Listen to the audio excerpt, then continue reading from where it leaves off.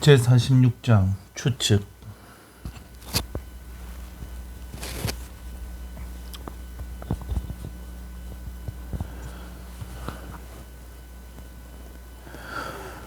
목적을 이루고야 말겠다는 뜨거운 열정에 사로잡힌 에이헤브의 모든 생각과 행동은 오로지 모비딕을 잡는 데에만 집중되어 있었다. 그 단 하나의 열정을 위해서는 이 세상의 모든 이익을 기꺼이 희생할 것처럼 보였지만, 그래도 격렬한 고래잡이의 생활 방식과 단단히 결합된 오랜 습관과 타고난 천성 때문에 항해의 부산물을 완전히 포기할 수는 없었을지도 모른다. 그게 아니라 해도 그에게 훨씬 강한 영향력을 가진 다른 동기는 얼마든지 있었다. 흰고래에 대한 원한이 어느 정도는 모든 향유고래에 대해서도 확대되었을 가능성이 있고, 바다 괴물을 한 놈이라도 더 죽이면 죽일수록 다음에 만나는 고래는 그가 찾아다니는 바로 그 고래일 가능성이 그만큼 높아지리라고 생각한다는 것은 그의 편집증을 고려한다 해도 지나치게 세련된 표현일 것이다. 하지만 그런 가정이 정말로 반박할 여지가 있다 해도 추가로 고려해야 할 사항들은 여전히 존재했다. 그것은 에이헤브를 지배하고 있는 격렬한 열정에 정확히 부합하지는 않지만 그에게 영향을 미치는 게 결코 불가능한 것은 아니었다. 에이헤브도 목적을 이루기 위해서는 도구가 필요하다. 이 세상에서 사용되는 모든 도구들 가운데 인간만큼 다루기 어려운 것은 없었을 것이다. 에이헤브도 알고 있다시피 예컨대 그가 스타벅에게 갖고 있는 지배력이 아무리 자력처럼 강력하다 해도 철저하게 영적인 인간까지 지배할 수는 없는 것이다. 그것은 단순한 육체적 우월성이 반드시 지적 지배를 수반하지 않는 것과 마찬가지다. 순수하게 영적인 사람은 지적인 것과 일종의 육체적 관계를 맺고 있기 때문이다. 에이헤브가 스타벅의 두뇌에 자석을 대고 있는 한 스타벅의 육체와 억압당한 의지는 에이헤브의 것이었다. 그런데도 이 1등 항해사는 마음속에서는 선장의 목적을 싫어했고, 될 수 있는 대로 그에게서 멀리 떨어지거나 심지어는 그의 목적을 좌절시키려 한다는 것도 에이헤브는 알고 있었다. 흰고래를 발견하기까지는 오랜 세월이 걸릴지도 모른다. 그 오랜 세월 동안 스타벅에게 일상적이고 신중하며 부수적인 영향력을 행사하지 않으면 스타벅은 선장의 지위에 공공연히 반항하게 될지도 모른다. 그뿐만 아니라 모비딕에 대한 에이헤브의 미묘한 광기는 그의 예리한 감각과 날카로운 통찰력에 가장 의미심장하게 드러나 있었다. 고래잡이에는 불손한 짓을 한다는 기묘한 느낌이 자연히 수반되지만, 현재로서는 그 이상하고 공상적인 불손함을 어떻게든 없애야 한다는 것. 이 항해의 무서운 전모는 눈에 띄지 않는 배경 속에 감춰두어야 한다는 것. 오랫동안 행동하지 않고 명상에만 잠겨 있어도 용기를 잃지 않을 사람은 거의 없으므로, 간부선원이나 병선원들이 오랫동안 야간 당직을 설 때는 모비딕 이외에 무언가 생각할 거리가 있어야 한다는 것을 에이헤브는 날카로운 통찰력으로 예견했다.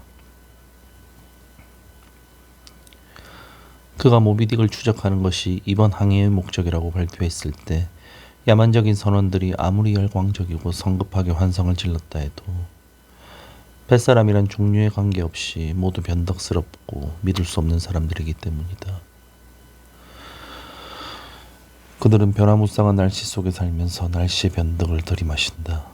따라서 멀리 떨어져 있고 무익한 대상을 계속 추적할 때는 그 목적이 아무리 생명과 열정을 약속한다 해도 그때그때 흥미를 느끼고 몰두할 수 있는 일감을 그들에게 제공하여 최후의 돌진에 임할 수 있는 힘을 유지시키는 것이 무엇보다 필요한 것이다.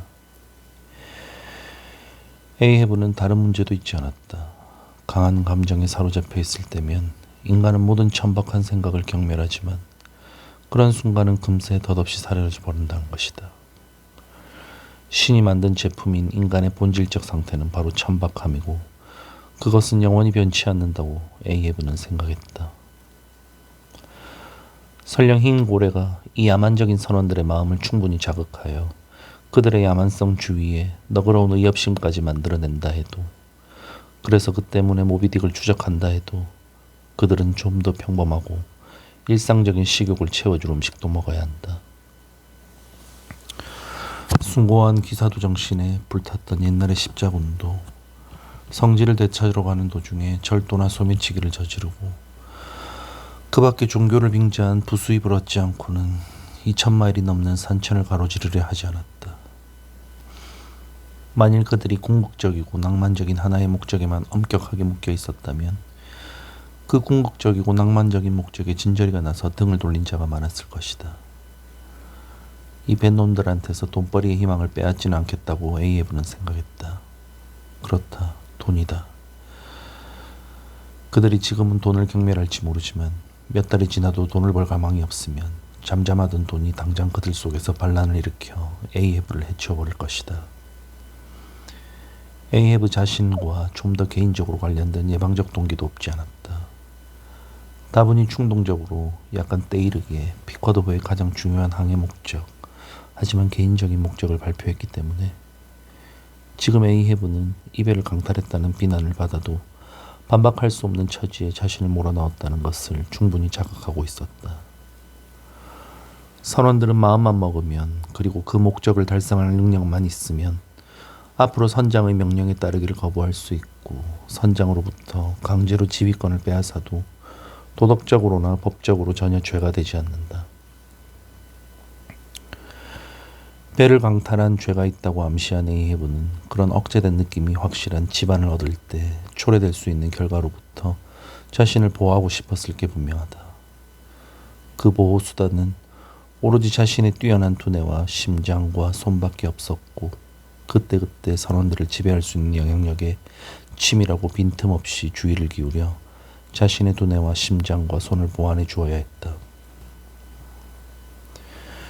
이 모든 이유와 그 밖에 여기서 말로 설명하기에는 지나치게 분석적인 이유들 때문에 에이헤브는 피쿼드호의 본래 목적에 계속 충실해야 하고 모든 관습을 지켜야 한다는 것을 분명히 깨달았다.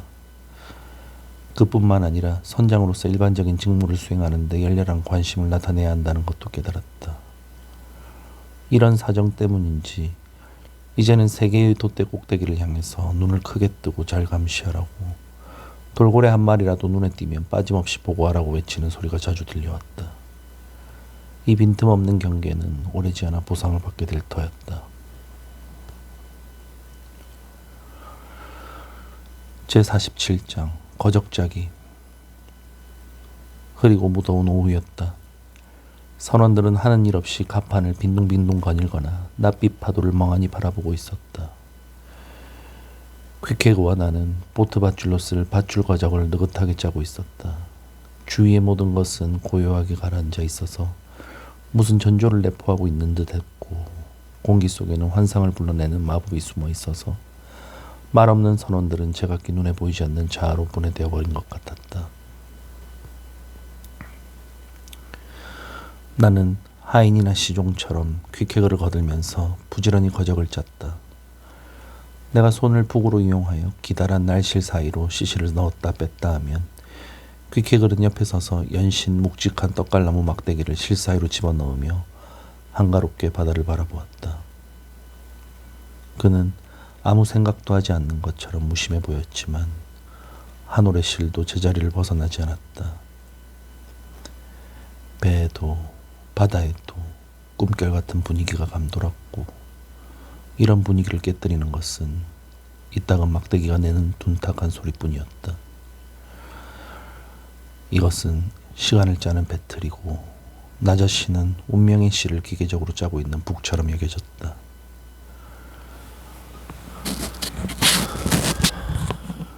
여기에는 고정된 날실이 있어 단조롭게 왔다 갔다 하는 변함없는 움직임만 반복할 뿐이었고, 그나마도 시실과 얽히는 것을 허용할 정도로만 움직이고 있었다. 이 날실은 필연으로 여겨졌다. 나는 여기에서 내 북을 손으로 부지런히 놀려서 이 불변의 실 속에 나 자신의 운명을 짜놓는다고 생각했다. 한편 퀵해그가 충동적으로 무심하게 움직이는 막대기는 시시를 때로는 비스듬히, 때로는 비뚤어지게, 때로는 강하게, 때로는 약하게 때리고 있다. 마지막 타격의 이 차이에 따라 완성된 직물의 최종 상태에도 그에 상응하는 차이가 생긴다.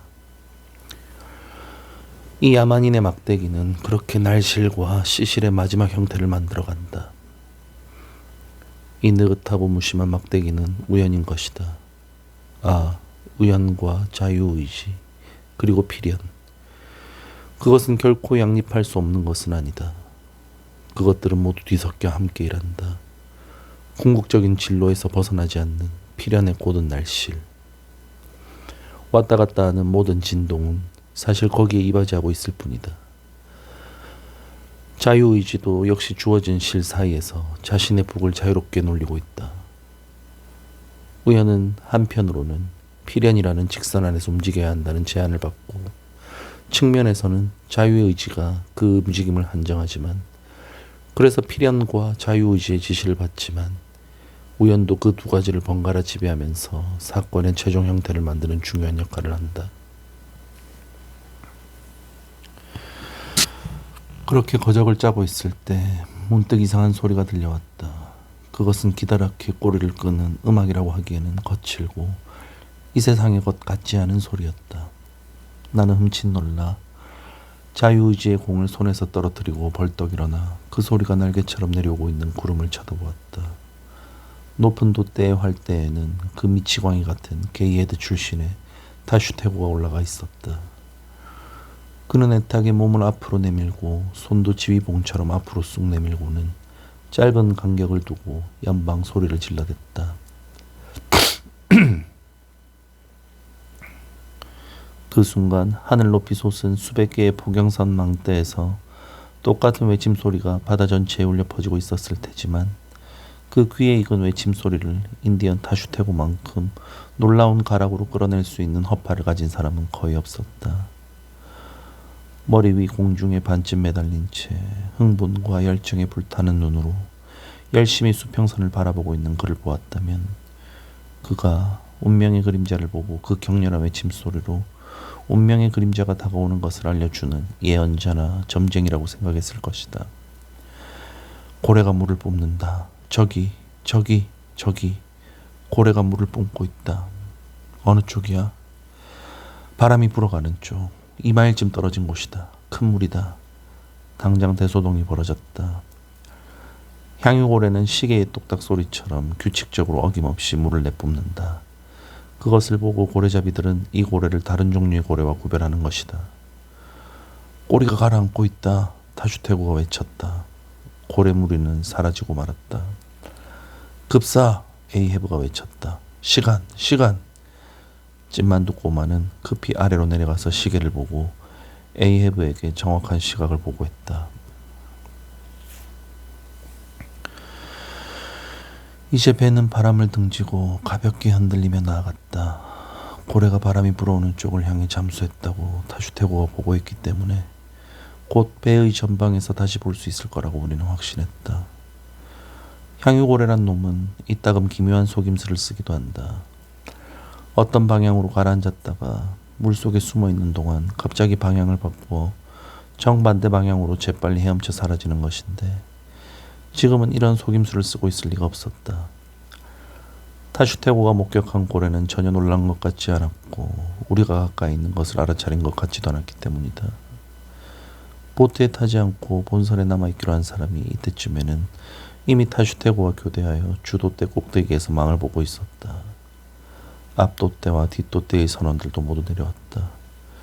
밧줄통은 제자리에 고정되고 기중기는 내밀어지고 주돛대의 활대는 당겨지고 보트 세척은 높은 벼랑에 매달린 세 개의 미나리 바구니처럼 바다 위에서 흔들리고 있었다.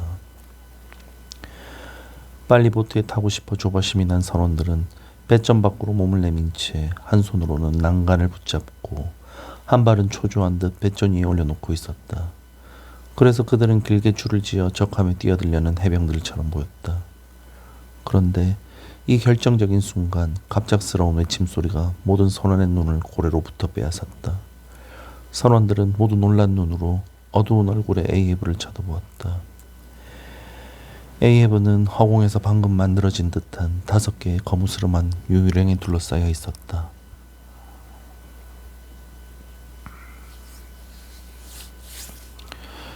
제48장 첫 번째 추적.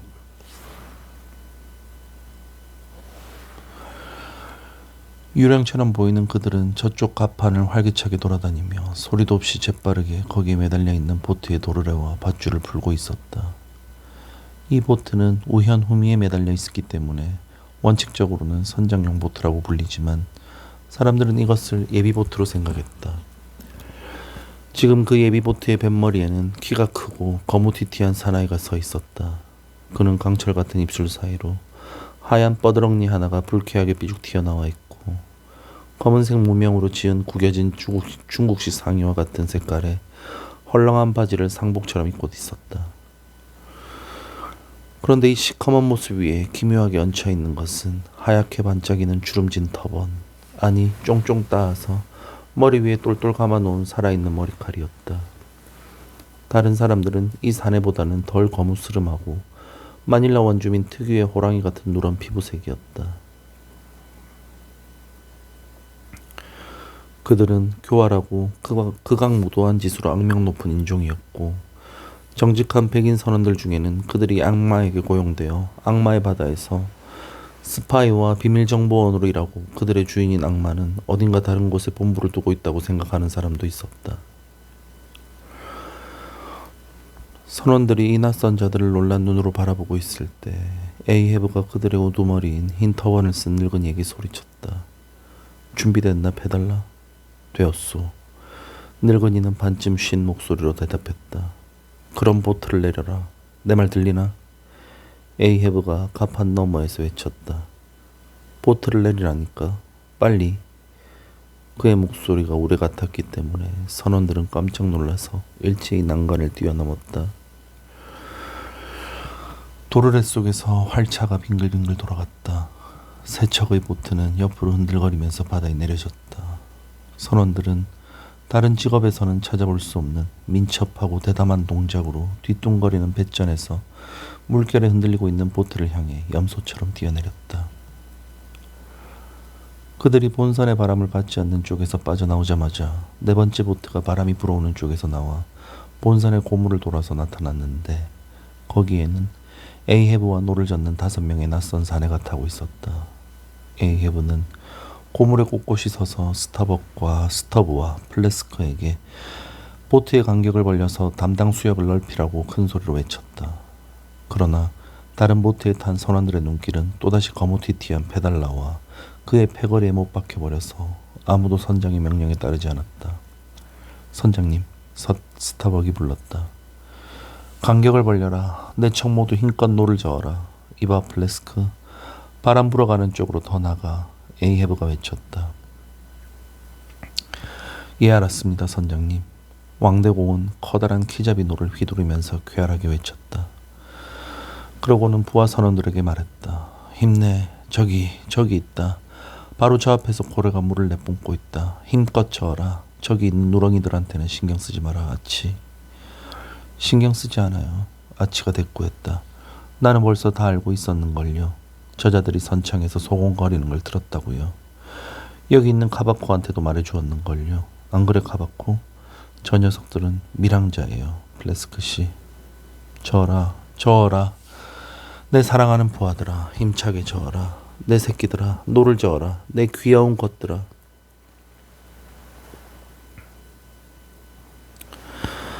스터브는 자기 보트의 노자비들 중에서 아직도 불안한 기색을 보이고 있는 선원들을 진정시키듯 길게 한숨을 내쉬었다. 왜 다들 등뼈가 부러지도록 노를 젓지 않나? 뭘 멍하니 쳐다보고 있나? 저 보트에 있는 놈들인가? 쳇, 우리를 도우려고 5놈이 더 온 것뿐이야. 어디서 왔든 상관없어. 많을수록 좋지. 저어라. 어서 저어. 지옥불도 겁낼 것 없다. 악마들은 아주 좋은 녀석들이야. 그래 좋아. 바로 그게 1000냥짜리 노적기다. 내깃돈을 몽땅 쓸어버릴 솜씨야. 향유고래 기름을 가득 담은 금잔 만세. 나의 영웅들아, 만세 삼창을 하자. 만세. 모두 기운이 넘치는구나. 침착해라. 침착해. 덤비지 마라. 서두르지 마라. 왜 노를 힘껏 당기지 않나. 이 나쁜 놈들아. 뭐든지 물어뜯어라. 개새끼들. 그래 그래 부드럽게 바로 그거야. 잘했어. 길고 힘차게 거기 힘껏 저으라고. 악마가 물어갈 놈들. 거지 발사기 같은 놈들아.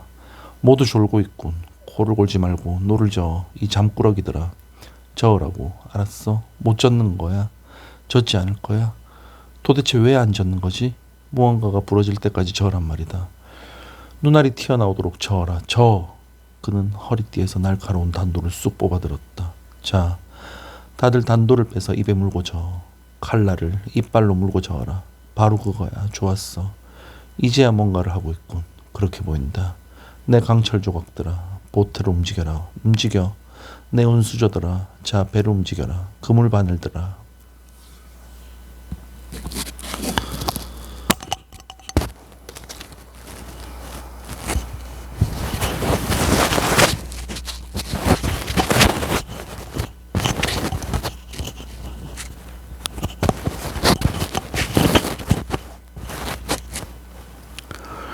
스터브가 선원들에게 던진 격려사를 여기에 소개한 이유는 그가 선원들에게 말하는 투가 대체로 독특하고 특히 노적기의 정신을 그들에게 심어주기 때문이다.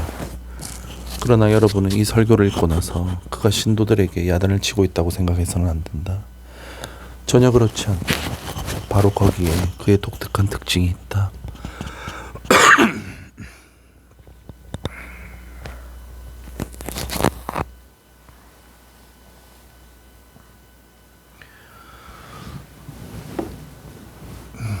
부하들에게 무시무시한 말을 하는데도 그 말투에는 농담과 분노가 기묘하게 뒤섞여 있고 그 분노는 단지 농담의 양념으로 섞은 것처럼 여겨져서 어떤 노잡이도 그런 설교를 들으면 죽을 힘을 다해 노를 젓지 않을 수 없지만 노젓는 일이 단순한 장난처럼 쉽게 느껴지는 것이다.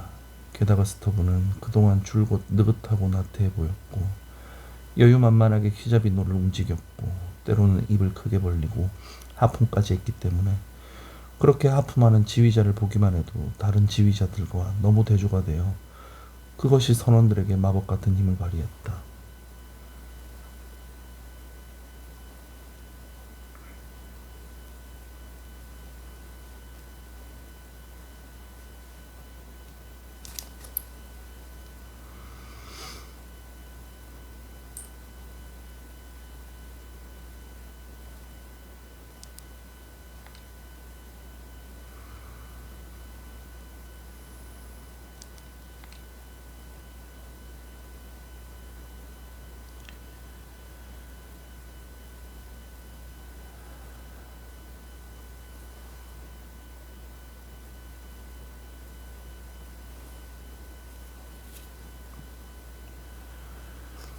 게다가 스터브는 기묘한 익살꾼이었고 그의 쾌활한 태도는 이따금 기묘하게 이중적이어서 부하들은 그의 명령에 따라야 할지 어떨지 몰라 긴장할 정도였다. 지금 스타벅은 에이헤브가 보낸 신호에 따라 스터브의 보트 뱃머리 앞을 비스듬히 가로지르고 있었는데 1, 2분 동안 두 보트가 아주 가까운 거리에 있을 때 스터브가 1등 항해사에게 소리를 질렀다.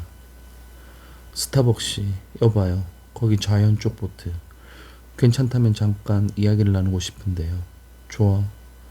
스타벅은 한치도 고개를 돌리지 않고 대답하면서 여전히 진지하지만 속삭이는 듯한 목소리로 부하들을 격려하고 있었다.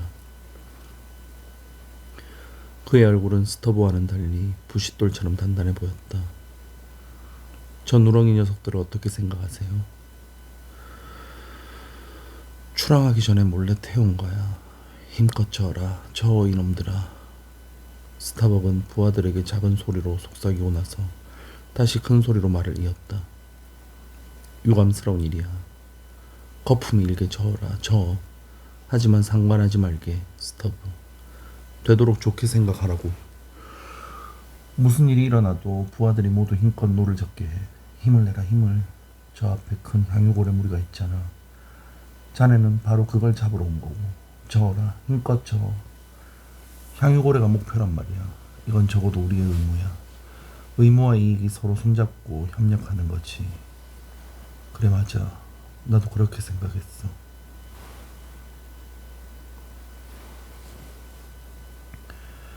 두 보트가 서로 떨어지자 스터브는 혼잣말로 중얼거렸다. 놈들을 처음 보자마자 그런 생각을 했었지. 그래, 선장이 뒤쪽 선창에 자주 들어간 건 바로 그 때문이었군. 너무 자주 들어가서 찐만두 녀석이 오래전부터 수상쩍게 여길 정도였지. 놈들은 거기에 숨어 있었어. 이 일의 밑바닥에는 흰고래가 있어. 흰고래가 진짜 원인이야. 그렇다면 어쩔 수 없지. 좋아, 힘껏 저어라. 오늘 목표는 흰고래가 아니다. 힘껏 저어라. 본선 갑판에서 보트를 내리는 그 중차대한 순간에 이들 기이한 이방인들이 나타난 것이 일부 선원들에게 일종의 미신적인 놀라움을 불러일으킨 것은 결코 무리가 아니었다. 하지만 아치가 발견한 것이 얼마 전부터 선원들 사이에서 널리 퍼져 있었기 때문에 그때는 아무도 아치의 말을 믿지 않았지만 어느 정도는 그런 사태에 대한 마음의 준비가 되어 있었다. 그래서 선원들의 놀라움은 다시 무뎌졌고 스터브가 설득력 있게 그들의 출현을 설명했기 때문에 당분간은 다들 미신적인 추측을 떨쳐버릴 수 있었다. 하지만 에이헤브가 처음부터 이 문제에서 정확히 어떤 작용을 했는지에 대해 온갖 터무니없는 억측을 할 여지는 아직 충분히 남아있었다. 나는 낸터컷에서 어두컴컴한 새벽에 피쿼드호로 몰래 들어간 그 수상쩍은 그림자들을 조용히 회상하고 정체 모를 그 일라이저가 던진 수수께끼 같은 암시를 머리에 떠올렸다.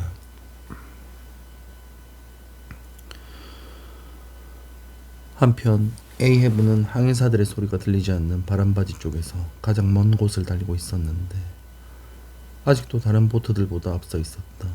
이것은 그가 탄 보트의 선원들이 얼마나 유능한지를 말해주는 상황이었다.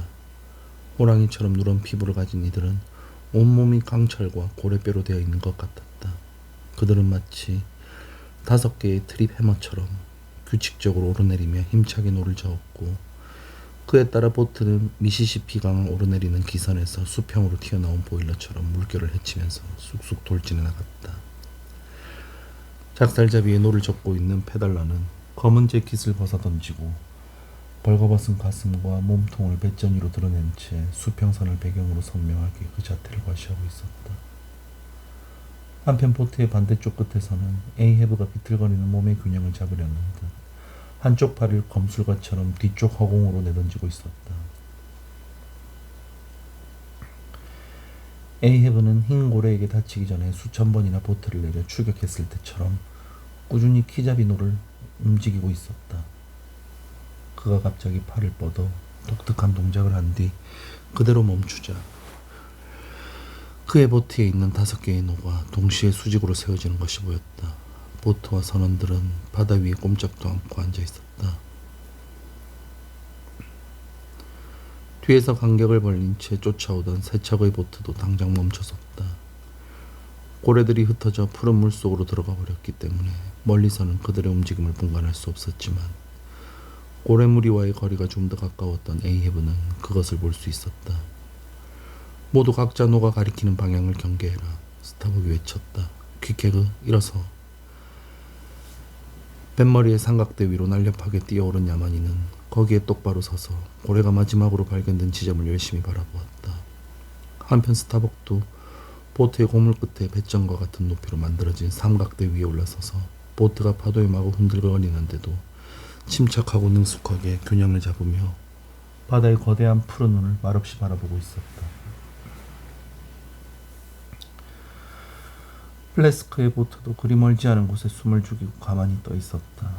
그 보트의 지휘자는 무모하게도 고물바닥에서 60cm쯤 올라와 있는 밧줄거리 기둥 위에 올라서 있었다. 용골에 박혀있는 그 튼튼한 기둥은 고래에 연결된 밧줄을 감는 데 쓰인다. 기둥 꼭대기의 면적은 사람 손바닥만 하다. 그 위에 올라서 있는 플래스크는 마치 배가 침몰한 뒤 수면 위에 조금 남아있는 돛대 꼭대기에 올라서 있는 것 같았다. 그러나 이 왕대공은 비록 몸집은 작지만 크고 높은 야심으로 가득 차 있었기 때문에 이 밧줄거리 기둥 꼭대기에서 보이는 전망은 결코 그를 만족시키지 못했다.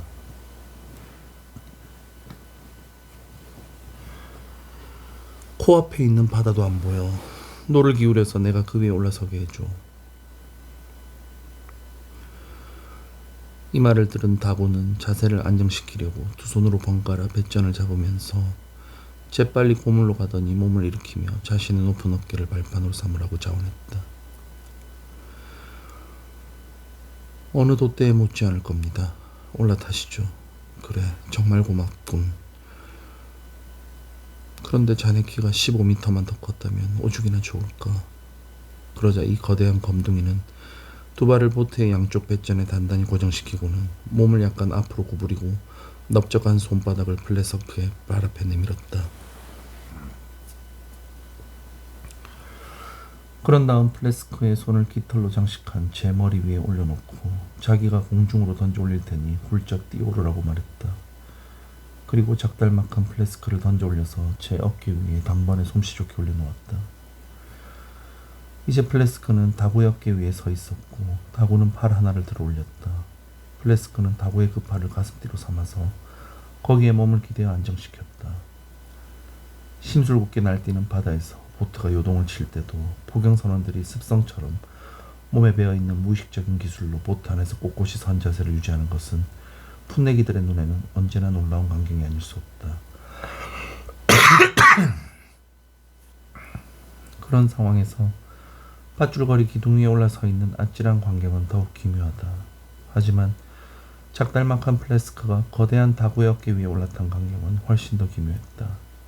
그 고귀한 검둥이는 냉정하고 무관심하고 느긋하고 뜻밖의 원시적인 당당한 태도로 균형을 유지하면서 파도가 굽이칠 때마다 거기에 맞춰 그 멋진 몸을 움직이며 다구의 넓은 어깨에 올라탄 아맛빛 머리털의 플래스크는 가벼운 눈송이처럼 보였고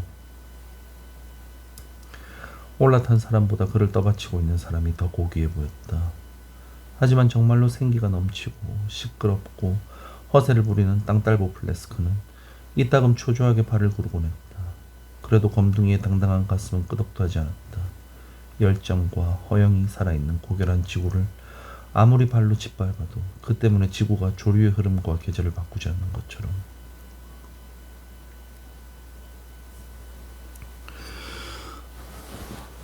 한편 이등항에서 스터브는 먼 곳을 보려는 그런 갈망을 전혀 드러내지 않았다. 고래들은 단지 놀라서 일시적으로 잠수한 것이 아니라 일상적인 잠수를 시작했는지도 모를 일이고, 그렇다면 스터브는 그런 경우에 늘 하는 버릇대로 담배를 피우면서 지루함을 달래기로 작정한 것 같았다. 스터브는 모자테의 깃털 장식처럼 비스듬히 끼워둔 파이프를 빼내어 담배를 재고 엄지손가락 끝으로 꾹꾹 눌렀다. 하지만 그가 사포처럼 거친 손바닥에 성냥을 그어 불을 붙이자마자 두 눈을 두 개의 항성처럼 바람 불어오는 쪽에 고정시키고 있던 작살잡이 다슈테고가 똑바로 선 자세에서 갑자기 정광석화처럼 자리에 주저앉으며 다급한 목소리로 미친 듯이 외쳤다. 앉아, 모두 앉아, 노를 저어라, 놈들이 저기 있다.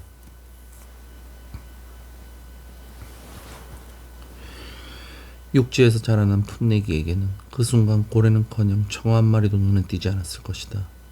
푸르스름한 흰색으로 부글거리는 바다와 그 위에 얇게 흩어진 채 떠돌다가 하얗게 굽이치는 파도에서 휙 날아가는 구름처럼 바라 불어가는 쪽으로 몰려가는 수증기밖에는 보이지 않았을 것이다.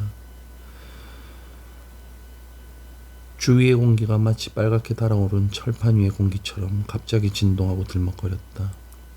이 대기의 파동과 소용돌이 아래, 그리고 부분적으로는 수면 바로 아래에서 고래떼가 헤엄쳐가고 있었다.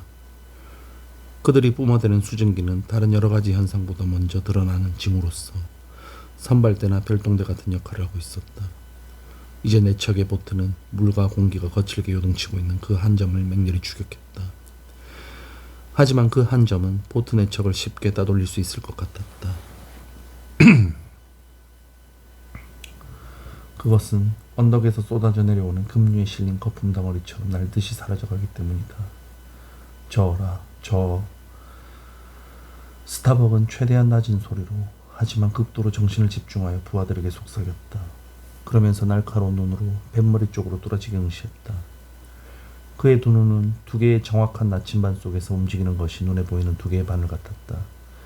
하지만 그는 부하들에게 별로 말을 하지 않았고 부하들도 입을 다물고 있었다. 때로는 명령 쪼로엄하게, 때로는 간청하듯 부드럽게 속삭이는 스타벅 특유의 목소리만이 이따금 보트의 침묵을 깜짝 놀랄 만큼 꿰뚫을 뿐이었다. 시끄러운 왕대공은 전혀 달랐다. 큰 소리로 외치고 뭐라고 말 좀 해봐. 시끄럽게 떠들면서 노를 저어. 나를 저 새까만 고래의 등에 올려줘. 나를 고래 등에 태워달란 말이다. 그렇게만 해주면 비니어드 섬에 있는 농장을 넘겨주지. 마누라랑 애들까지 함께 넘겨줄게. 자, 나를 고래 등에 올려줘. 아, 정말 정말 미치겠군. 저것 봐. 저 하얀 물을 좀 보라고. 그는 이렇게 외치면서 모자를 벗어 발로 짓밟았다. 그런 다음 모자를 집어들어 바다로 멀리 던져버렸다. 그리고 마지막에는 초원에서 뛰쳐나온 미친 망아지처럼 벌떡 일어나 보트 고물에 쑤서 박혔다. 저 녀석 좀 보게나. 조금 거리를 두고 따라오는 보트 안에서 스터브는 불도 붙이지 않은 짧은 파이프를 이빨로 자근자근 씹으면서 철학적으로 느릿느릿 중얼거렸다. 발작을 일으켰군. 저 플래스크란 놈 또 발작했어. 그래, 녀석을 납작하게 때려 눕혀. 바로 그거야. 주먹을 던져. 즐겁게 즐겁게. 저녁 식사는 푸딩이다. 자, 신나게 저어라 아가들아. 저어라 젖먹이들아. 저어라 풋내기들아. 하지만 도대체 뭘 그렇게 서두르는 거냐. 조용히 꾸준히 저어라. 하지만 힘껏 저어라. 꾸준히 계속 저어. 그것뿐이야. 등뼈가 부러지도록, 입에 문칼이 두동강이 나도록 저어라. 그것뿐이야. 서두르지 말고 침착하게. 왜 그렇게 서두르나? 그러다가는 간이고 허파고 모두 다 터져버릴 거야. 그런데 그 수수께끼 같은 에이헤브가 호랑이처럼 누런 피부색의 부하들에게 뭐라고 말했는지는 여기서 생략하는 게 좋겠다. 여러분은 복음이 전파된 나라의 축복받은 빗속에서 살고 있기 때문이다. 에이헤브가 회오리 바람이 몰아치는 이마와 살기를 띤 붉은 눈, 그리고 거품이 달라붙어있는 입술로 사냥감을 쫓아 달려가면서 하는 말에 귀를 기울일 동물이 있다면 그것은 거친 바다의 이단자 상어뿐일 것이다.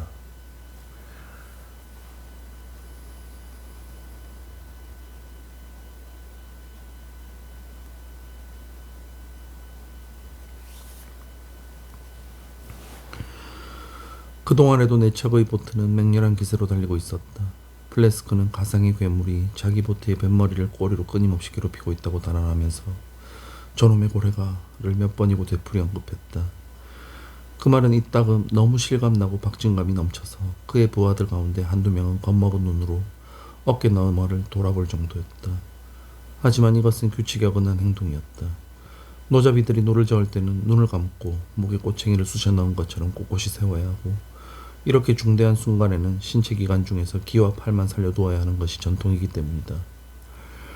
그것은 놀라움과 두려움으로 가득 찬 광경이었다. 전능한 바다의 거대한 파도가 끝없는 잔디밭에서 굴러가는 거대한 공처럼 8개의 뱃전을 따라 굴러갈 때 내는 공허한 굉음, 보트를 두동강으로 쪼개버릴 것처럼 날카로운 파도의 칼날 같은 물마루 위에 잠깐 올라선 순간 잠시 유예된 보트의 고통.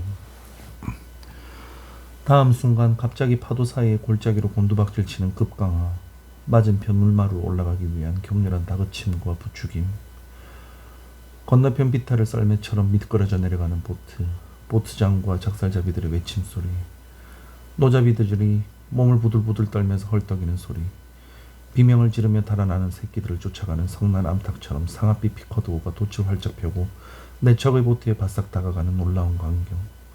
이 모든 것은 한마디로 전율을 불러일으키는 광경이었다. 아내의 품을 떠나 첫 전투의 열기 속에 뛰어든 신병도, 저 세상에서 처음으로 미지의 유령을 만난 사자의 영혼도, 쫓기는 향유고래가 만들어낸 그 거품이는 파도 속으로 난생 처음 노를 저어 들어가고 있는 사나인 만큼 강렬하고 야릇한 감정을 느끼지는 못할 것이다. 음산한 회갈색 구름이 바다에 던진 그림자가 점점 더 어두워졌기 때문에 이제는 쫓기는 고래떼가 만들어내는 춤추는 하얀 파도가 더욱 또렷해지고 있었다. 솟아오르는 수증기는 이제 서로 뒤섞이지 않고 어디에서나 좌우로 기울어졌다. 고래들은 흩어져서 제각기 다른 방향으로 달아나고 있는 것 같았다. 보트들도 더욱 사이를 벌렸다. 스타벅은 바람 불어가는 쪽으로 필사적으로 도망치는 3마리 고래를 쫓아가고 있었다. 우리 배는 이제 돛을 올렸고 바람이 점점 강해지고 있었기 때문에 우리는 힘차게 돌진했다. 보트는 물결을 가르며 미친 듯이 달렸기 때문에 바람 불어가는 쪽에 노는 조금만 늦게 저어도 노조에서 떨어져 나갈 것 같았다. 얼마 후 우리는 넓게 퍼진 안개의 베일 속을 달리고 있었다. 본선도 보트들도 보이지 않았다. 힘차게 저어라. 스타벅이 돛밧줄을 뒤로 잡아당기면서 속삭였다. 돌풍이 닥치기 전에 한 마리쯤은 죽일 시간이 있어. 저기 또 하얀 물보라다. 가까이 가. 돌격. 곧이어 우리 양쪽에서 연달아 들려온 외침소리는 다른 보트들도 속력을 냈다는 것을 알려주었다. 그러나 그 소리를 듣자마자 스타벅이 번개처럼 빠르게 속삭였다. 일어서. 그러자 작사를 손에 들고 있던 퀴케그가 벌떡 일어섰다.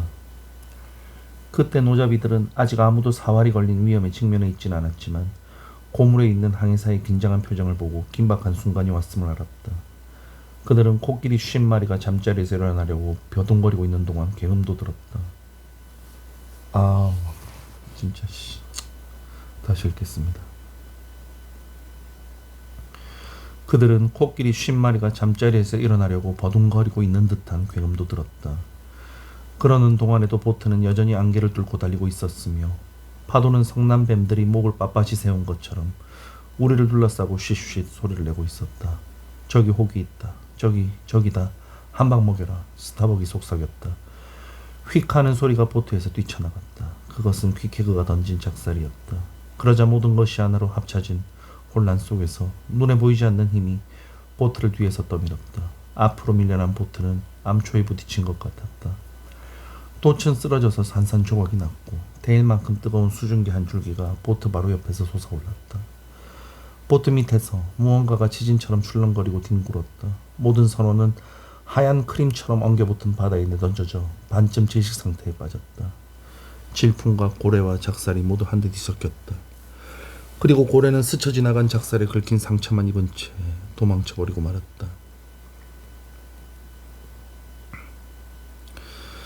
보트는 완전히 물에 잠겼지만 그래도 거의 말짱했다. 우리는 보트 주위를 헤엄쳐 다니면서 물에 떠있는 노를 주워 모아 배전에 묶어놓고 다시 우리 자리로 굴러들어왔다. 우리는 무릎까지 물에 잠긴 채 앉아 있었다. 보트의 늑제와 판제는 모두 물에 덮여 있었기 때문에 아래를 내려다보면 물에 잠긴 채 떠있는 보트는 바다 밑바닥에서 우리가 있는 곳까지 자라난 산호보트처럼 보였다. 바람은 더욱 거세게 윙윙거렸고 파도는 서로 방패를 부딪혔다. 으르렁거리는 질풍은 여러 가래로 갈라져 대초원의 하얀 들불처럼 우리 주위에서 딱딱 소리를 냈다. 우리는 그 들불 속에서 불타고 있으면서도 소멸하지 않고 죽음의 아가리 속에 있으면서도 죽지 않았다. 다른 보트를 소리쳐 불렀지만 아무 소용이 없었다. 그 폭풍우 속에서 다른 보트를 소리쳐 부르는 것은 활활 타오르고 있는 용광로 굴뚝에 고기를 들이밀고 밑에서 활활 타고 있는 석탄을 향해 소리를 지르는 것과 마찬가지였다. 그러는 동안 바람에 날려가는 구름과 안개는 밤의 어둠이 다가오면서 점점 짙어져 이제 본선의 흔적조차 분간할 수 없게 되었다. 파도는 점점 높아지고 있어서 물을 퍼내려 해봐야 소용없는 일이었다. 노는 배를 움직이는 추진력으로는 아무 쓸모가 없었고 이제 구명판 역할만 하고 있었다. 그래서 스타벅은 성냥을 넣어둔 방수통의 끈을 자르고 몇 번이나 실패를 거듭한 뒤 간신히 초롱에 불을 붙였다. 그리고 그것을 주위에 떠있는 막대기 끝에 묶어서 퀴케그에게 넘겨주어 그를 이 갸냘픈 희망의 기수로 삼았다. 그리하여 퀴케그는 그 지독한 절망의 한복판에 그 가냘픈 촛불을 높이 쳐들고 앉아있었다. 신앙 없는 자의 표시이자 상징인 퀴케그는 절망의 한복판에서 어쩔 수 없이 희망을 지켜들고 앉아있었다. 온몸이 흠뻑 젖어 있었다. 추워서 온몸이 와들와들 떨렸다. 이제 본선이나 다른 보트를 찾는 것은 단념했다. 새벽이 다가오자 우리는 눈을 들어 하늘을 쳐다보았다. 안개는 여전히 수면 위에 퍼져 있었고 텅 빈 초롱은 보트 바닥에 찌그러진 채 놓여 있었다. 그때 갑자기 퀴케그가 벌떡 일어나더니 오므린 손을 귀에 갖다 댔다. 우리 귀에도 그때까지 폭풍 때문에 들리지 않던 밧줄과 활대가 삐걱거리는 소리가 희미하게 남아 들려왔다. 그 소리는 점점 가까워지고 있었다. 거대하고 어렴풋한 형체가 짙은 안개를 가르며 희미하게 떠올랐다. 마침내 본선이 시야에 들어왔을 때 우리는 모두 깜짝 놀라 바다로 뛰어들었다. 그때 이미 본선은 그 선체의 길이만큼도 안 되는 거리에서 우리를 향해 곧장 다가오고 있었기 때문이다. 우리는 파도 위에 떠서 버려진 보트를 바라보았다. 보트는 폭포 밑에서 뒹구는 나무 토막처럼 잠시 본선의 뱃머리 밑에서 뒤흔들리고 갈라지더니 거대한 선체가 그 위를 지나가자 한동안 시야에서 사라졌다가 이윽고 고물 쪽에서 뒹굴면서 떠올랐다. 우리는 다시 보트를 향해 헤엄쳐갔고 파도에 휩쓸려 보트에 부딪히기도 했지만 마침내 구조되어 본선에 무사히 올라탔다. 다른 보트들은 질풍이 다가오기 전에 고래를 놓아주고 제때 본선으로 돌아왔다는 것이다. 본선에서는 우리를 포기했지만 우리가 죽은 흔적들, 노나 작살자루 같은 것이라도 찾을 수 없을까 해서 그 일대를 돌아다녔다고 한다.